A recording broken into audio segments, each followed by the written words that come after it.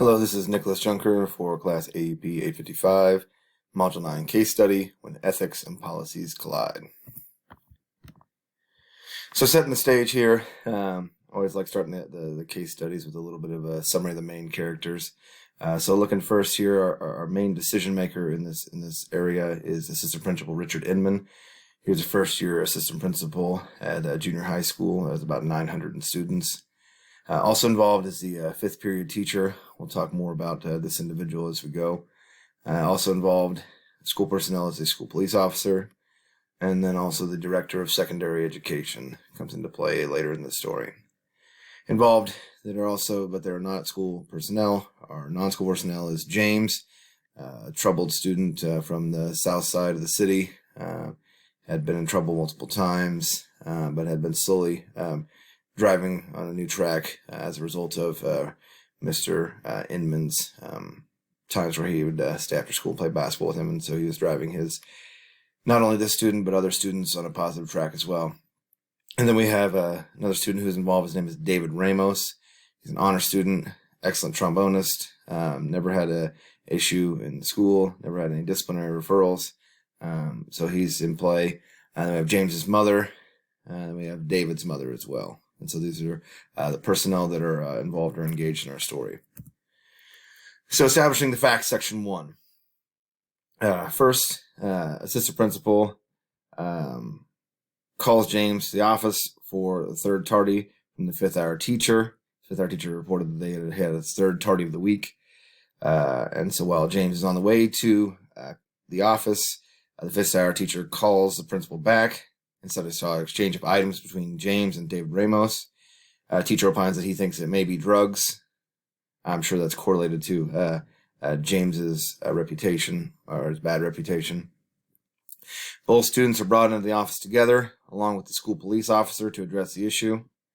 David Ramos, our honor student, is searched by school police, who finds brass knuckles on him.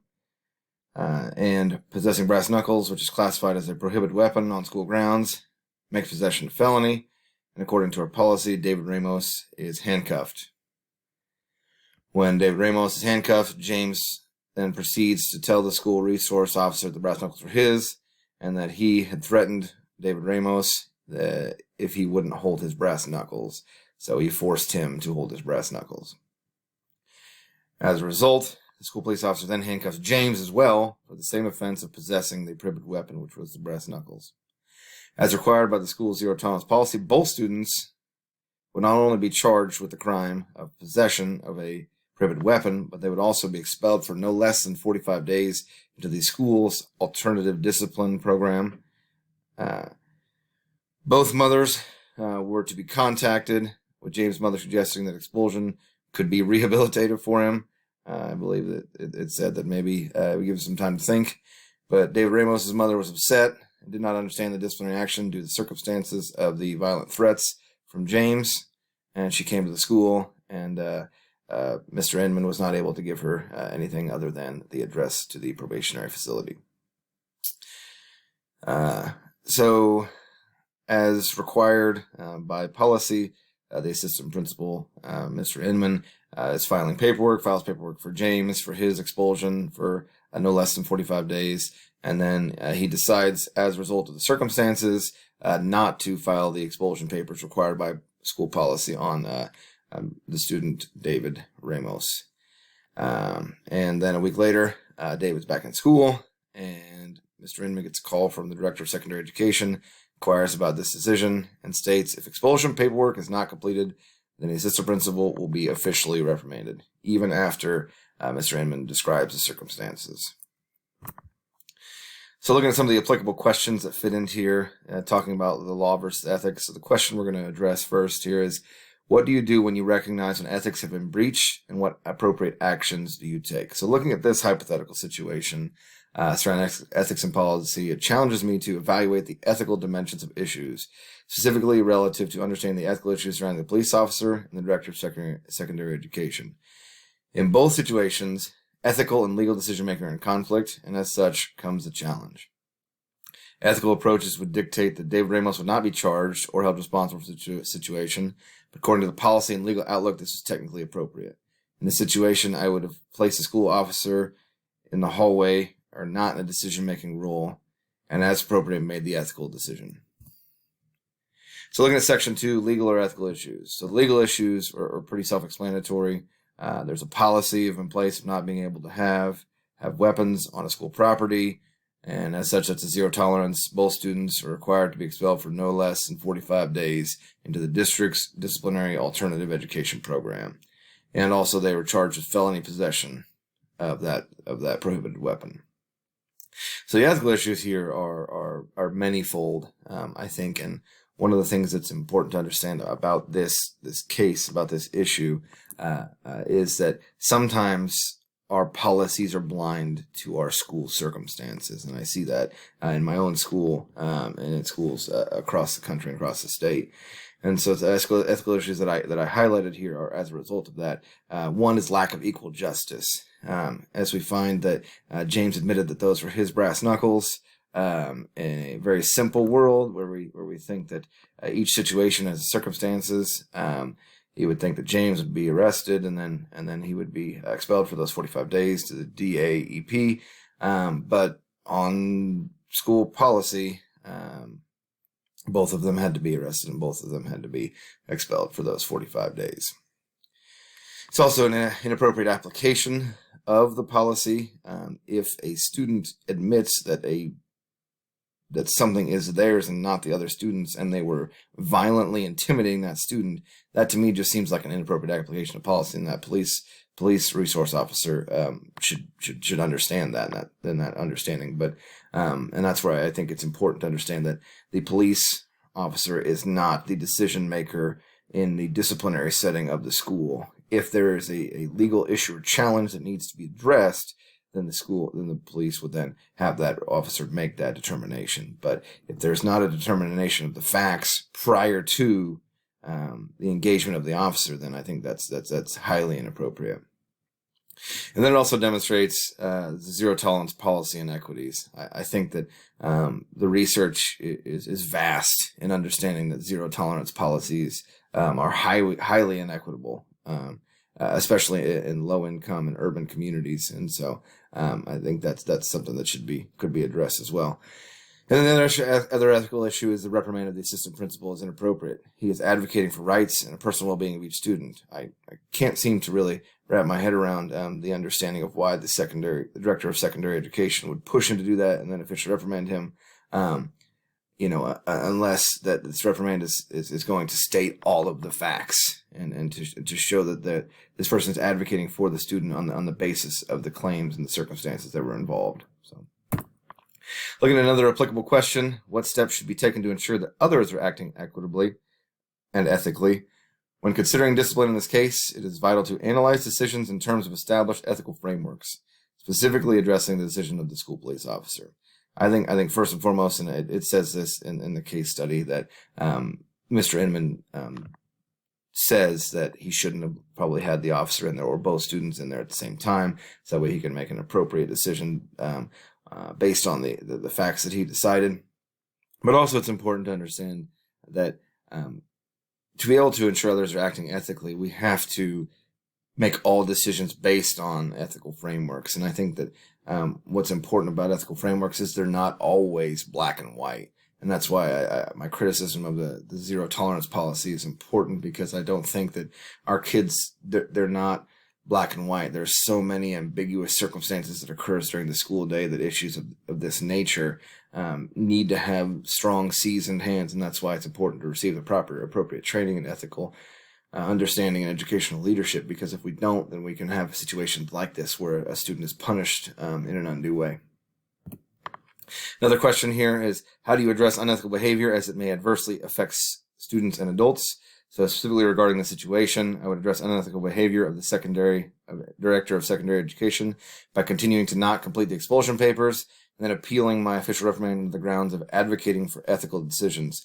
Almost all schools have areas in which where you can appeal any sort of decision that is disciplinary in nature. And so I think this would be pretty solid ground, but obviously it would be dependent upon the school situation. Maybe they've had issues regarding weapons in school, and so maybe this is something that they've been looking at, but I think you'd be on pretty solid ground as it happens with this case.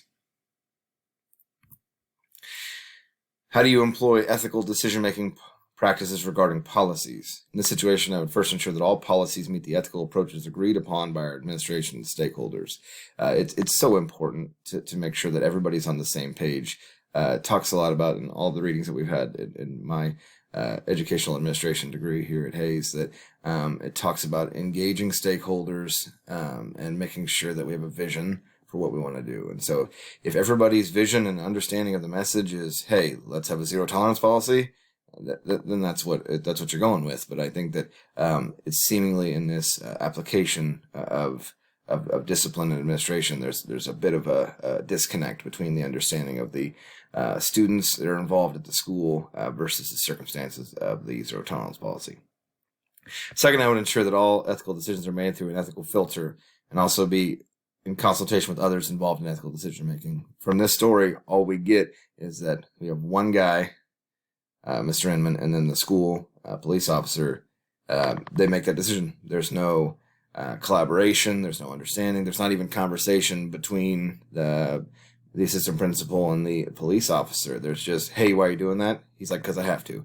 And then that's not how schools are run appropriately, and that's not how businesses are run appropriately. It's all about conversation and collaboration and building on ideas. And when we can do that, we can be successful. When we don't, these are things that are happening.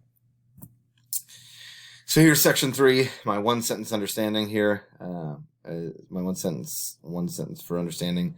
Lack of foresight in policy and practice equates to unjust outcomes. I think that's a pretty solid understanding there. I think that my criticism of the zero tolerance policy is pretty apparent, and along with the adjudication of the discipline with the school resource officer and both students at the same time. Here's another one of our 6 applicable questions. How do you promote ethical behavior among faculty, staff, and students? So I'm going to first talk about this situation and then go from that. Specifically regarding this situation, it is imperative to analyze decisions in terms of established ethical frameworks. This situation dictates need for collaborative approach on decision making. The assistant principal should not be the only one involved in administering this decision, as I said before. He should have other administrators involved. I'm sure there's school counselors. He's the assistant principal. I'm sure there's a principal on duty. If not, you can wait and address this situation in a time where that you can address it with other administrators, as long as the school safety issue is not pertinent or urgent. Secondly, a review and adaptation of policies over time is appropriate, specifically addressing needs of students and other stakeholders. Finally, professional development and leading by example through a filter of virtue promotes ethical behavior. I think that last piece is important. Leading by example through a filter of virtue is important. So we're looking at synthesizing the facts, section 4. So the people that are involved in this case, who we talked about and we'll kind of address and we'll kind of understand their roles here, is assistant principal, Mr. Inman. We've talked about his approach. He feels horrible for David Ramos. He's being doled out punishment for a crime that he really did not commit. The 5th period teacher, who's the one that saw the exchange between James and David Ramos. The school police officer, who made the immediate choice and decision to arrest both young men, even though one man was just responsible. James, the young man responsible, stated that he did have the knuckles and threatened him if he didn't have the knuckles.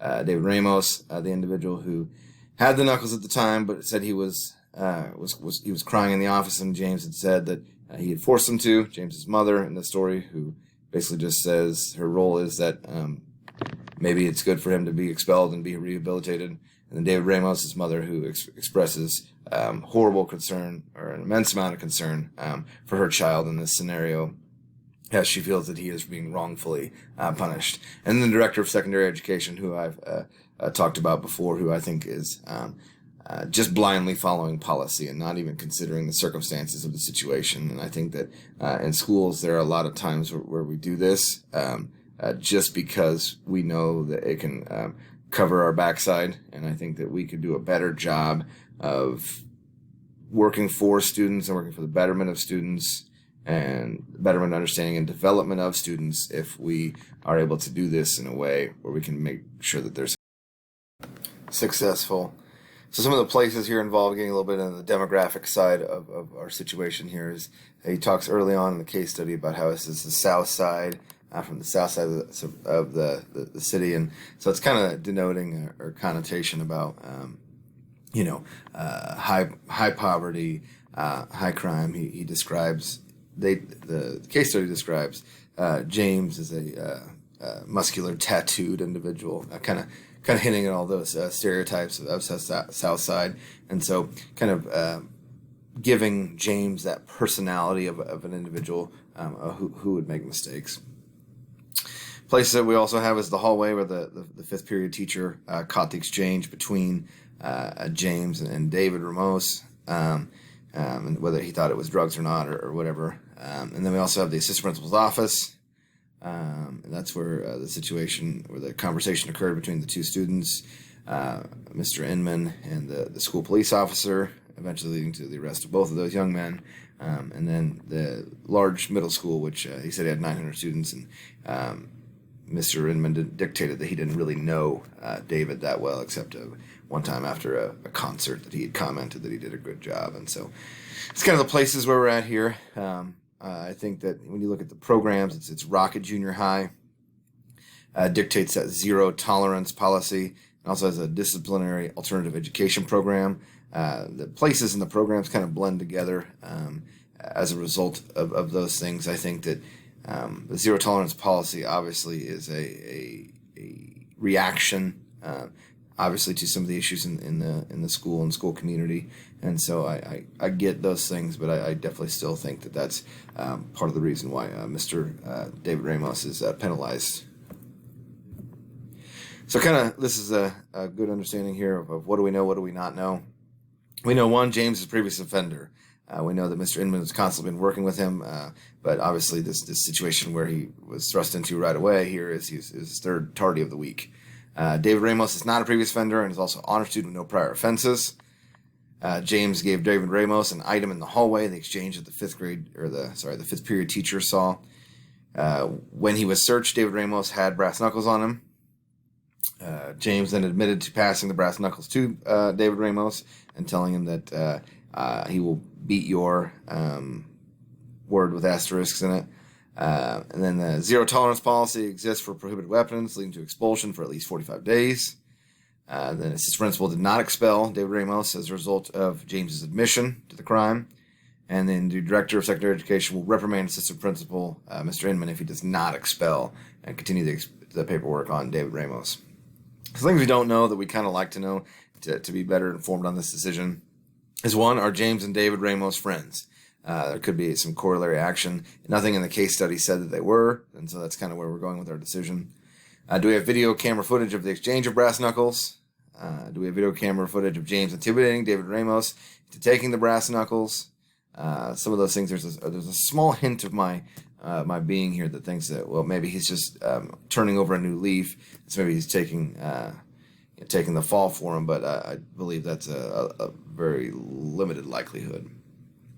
Is the school police officer trained in ethical decision-making processes? I believe obviously not.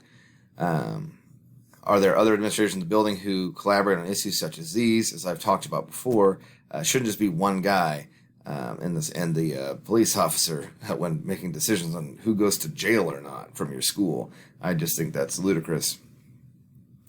What is the intent and ethical approach of the zero tolerance policy? As I referenced before, maybe it's a tough, challenging community where there's been violence and crime, and so that could be. But I think that we have to view everything that we do as educators when we're creating policy to keep the best interest of students in mind. And then finally, is there a modality for the assistant principal to have conversation with other school administrators and decision makers surrounding the situation? Obviously during the situation, then also after, as it relates to the expulsion. of David Ramos. And so having that conversation would be appropriate. We never hear from a counselor, a superintendent, a principal. It's 900 kids in a building. I would assume it'd have at least another assistant principal. And so I think that there's some individuals that we could hope could play a role and not just have all of the onus on Mr. Inman. So hitting on another applicable question throughout our research here is, how do you hold yourself accountable for ethical behavior? I specifically spoke about the situation. The assistant principal is just in his administration by not expelling David Ramos. By deciding not to do so, the assistant principal is advocating for ethical decisions. Collaborating with stakeholders is one way to hold yourself accountable for ethical behavior. And the assistant principal did so by discussing the situation with the director of secondary education. I think he was attempting to hold himself accountable. Obviously, that call came from the director of secondary education, not from Mr. Inman.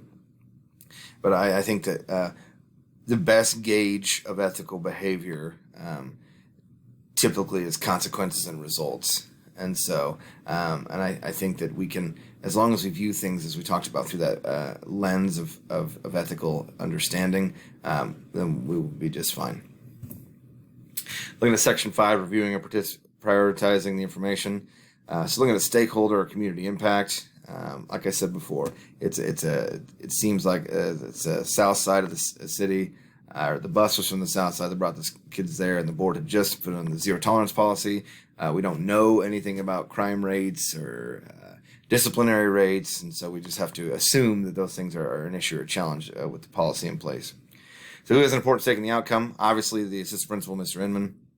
If he gets a formal reprimand, that could impact his employment status.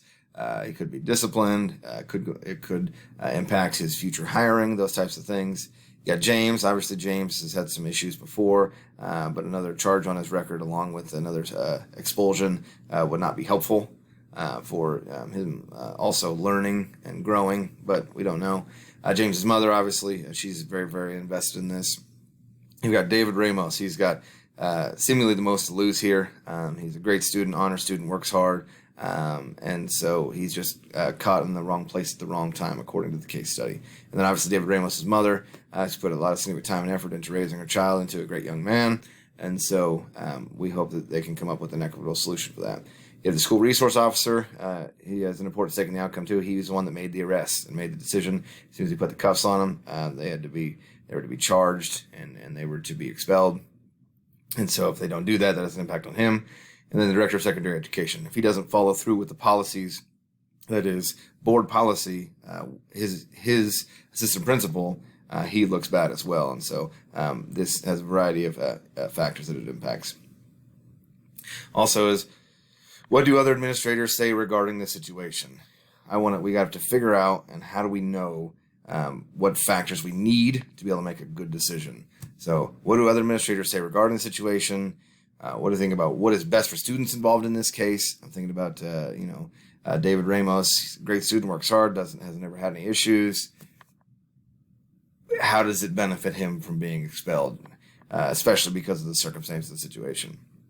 Now, James, on the other hand, it may continue a rehabilitative approach to him. It seems detrimental because of the progress he was making, but we do have to have sometimes a punishment for the crime. Also, what would be the impact of the reprimand be on the assistant principal? Will there be disciplinary action taken? So if he decides not to expel David Ramos and a formal reprimand takes place, will there be other disciplinary action? Will he be fired? And I think that's important. If this assistant principal does not take action on the expulsion and does not get fired, does an administrator at school have the authority to do so? So does the principal then expel him? Or can the director of secondary education expel him? And so that plays a role too. Even without that knowledge, I think I do have a understanding enough to make a good decision. So I've come up with 5 different options and a list of consequences for each. Option 1, continue without expulsion for David Ramos, accepting the formal reprimand from our superior, the director of secondary education. The consequences involved in that are possible disciplinary action for the assistant principal, possible acceleration of misbehavior due to not equal application of the policy, and then future hiring concerns for assistant principal, among others. Option 2, fill out expulsion paperwork regarding David Ramos, following policy exactly as written. Consequences: David Ramos receives undue punishment. David Ramos will now have this action on his record, possibly preventing scholarships and entrance into prestigious colleges.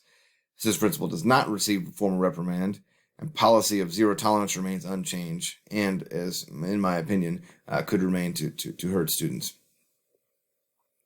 Option 3, go to the Board of Education requesting an exemption be made on behalf of student circumstances. This one I think is unique. I think this one would be the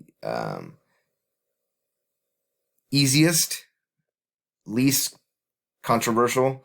But I don't know if it would be a great idea. It's viewed as soft on discipline by the board, could lead to greater disciplinary action if you do not take action still, and public challenges to decision making as you say, I'm going to do this for this student, what about other students? And option 4 is build an alternative disciplinary solution, school and community service as a lesser infraction for David Ramos. This will be done in concert with the school police officer avoiding the rest of David Ramos. Consequences would be disciplinary action against assistant principal because we still didn't expel him. And it also leads to a conversation about a slippery slope. So we go for this infraction for this student, and then what about this infraction for this student? So I think it's important to understand that. And then option 5, develop a working group of administrators, teachers, and community stakeholders to reevaluate the zero tolerance policy while putting the disciplinary action in place or on hold for David Ramos. And so getting a group together to work through that policy to see if it's appropriate for students in a ethical and legal framework. And consequences would be discipline not levied in a timely manner. It doesn't solve our immediate issue. And what to do with students currently penalized by zero tolerance policy if we do, in fact, make changes to that policy. And what do we do with the records for those students as well? So we're going to evaluate our options here. So taking a look here, I've got options and consequences, which we've already went through. And so we need to take a look then at some pros and cons of each option. Option 1, continuing without expulsion for David Ramos, accepting the formal reprimand from superiors. So the pros, David Ramos is spared from undue punishment, and then also get to keep his moral compass intact, and understanding and knowing this is the right move. Cons would be assistant principal receives formal reprimand, could receive further discipline. Like I said, it could be he could get fired, he could have when he tries to get another job, it could impact that as well. No action taken regarding David Ramos. Is there a hint of liability or something that David Ramos did do wrong? Yes, he did take it. He couldn't have, but the violence in place did have an impact. And then further problems arise from zero tolerance policy if we don't address it. Option 2, fill out expulsion paperwork regarding David Ramos following policy exactly as written. David Ramos receives undue punishment, having major impact on his life and future are the cons. Decision is not ethical. And then not advocating for ethical decisions which support student learning and development are the cons. Pros, I did that second on purpose. Policy is followed, will not receive formal reprimand, and principles of zero tolerance will stay in place, which I think are not appropriate at this time. Then looking at option 3, go to the Board of Education requesting an exemption be made on behalf of student circumstances. We got the pros here, transparency regarding decision making, attempting to cultivate ethical behavior in others, and also it's doing what's best for students. Cons, it's tough to make an exemption for one, why not for the others? It brings also the favoritism for an individual student, and also has an unequal application of the policy at hand. They have option 4, build an alternative disciplinary solution. School/community service is a lesser infraction for David Ramos. This will be done in concert with the school police officer avoiding the arrest of David Ramos. The pros are equal justice is levied, the zero tolerance policy is still in place, and the possibility of no formal reprimand if agreed upon by the Director of Secondary Education. And the cons, make an exception for one, why not others? Chance of formal reprimand is still on the table. We're skirting the zero tolerance policy by trying to get around it.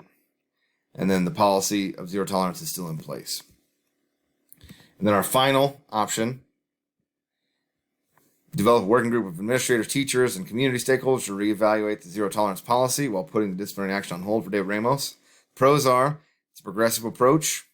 It takes input from all stakeholders, and it would be fair to the student involved. Instead of expelling him, hey, we're taking a look at it. This is what we're thinking. Cons are possible resistance from the board. This is a new board policy that is in place, and so they've obviously put some thought into it. If we try to make that change, it could be some issues. Challenges with current and previous offenders if we reevaluate the policy. And then cons of policy for all is problematic. So we have to choose the best option. So when looking at our choices, I chose option 4. Build an alternative disciplinary solution, school/community service, as a lesser infraction for David Ramos. This will be done in concert with the school police officer avoiding the arrest of David Ramos, addressing that he was not involved in the situation, yet not placing him under great constraints, such as expulsion and discharge or expulsion on his permanent record. So why did I choose this? There's a variety of reasons, but first and foremost, as all decisions I think that we should all make, it's a student-centered approach. David is not a bad kid. He didn't commit the crime, so he shouldn't pay the punishment. It's driven by justice and fairness. James fessed up. There was a situation, and this is how we solved it. And I think that's important because it's the most just and most fair approach. It does hint a little bit that that David maybe could have told the teacher, or made the teacher aware of the situation that was occurring. And so he does have a small semblance of an issue that he has to address, which is why the school and community service comes into play. But mostly, we're understanding that the violence took place, and so we're driving that towards a positive understanding of that community service. Also fulfills professional responsibility. We attempt or understand to build that, hey, now we have adjudicated this in a way that is according to our policies. David does not fall under the zero tolerance policy, as this was not his weapon, and it was his possession, but he was threatened by violence to hold this possession, so that would be inapplicable. It is obviously the most ethical. It hopefully assuages my superiors, or Mr. Inman's superiors, alleviating that while also giving credence to the policy in place. And then I would like, after option 4, option 5 can be completed after this option, which is an addressing of the zero tolerance policy, as I have prefaced before. So my final section here, section 9, imagine implementing your decision. So first step is to discuss with the Director of Secondary Education and all other school stakeholders, superintendent, principals, and Board of Education, if appropriate, the plan for alternative discipline, which is the school and community service. 2, have the school district legal counsel contact the local police department or prosecutor to ask for arrest to be voided. Little side note here, I put, due to the circumstances, I don't believe the charge would stick anyway as a result of the threat of violence against David Ramos. And as this happened at school, we would play a significant role in the case. And then have a meeting, bring in a legal counsel, school counselor, David Ramos' mother, to discuss the plan for appropriate discipline. And 4, build a comprehensive plan for school community service to be completed, agreed upon by all persons involved, the legal counsel, the school counselor, David Ramos, and David Ramos' mother, along with the assistant principal. And then 5, carry out a discipline plan for school and community service. So comments and thoughts I had is this plan is what is most fair, just, and most ethical. It is also what is best for the student and the school, considering the collaborative effort among key stakeholders, and that the decision considered the well-being of the student along with their learning and development. Plan B. If the Director of Secondary Education does not agree with the plan, then we'll carry out option A and still not sign expulsion paperwork and heed the consequences of my or your correct moral action, dealing with not expelling David Ramos. And so just deal with the circumstances of the formal reprimand and know that you did what was right and what was appropriate. That is the end of my video. Thank you.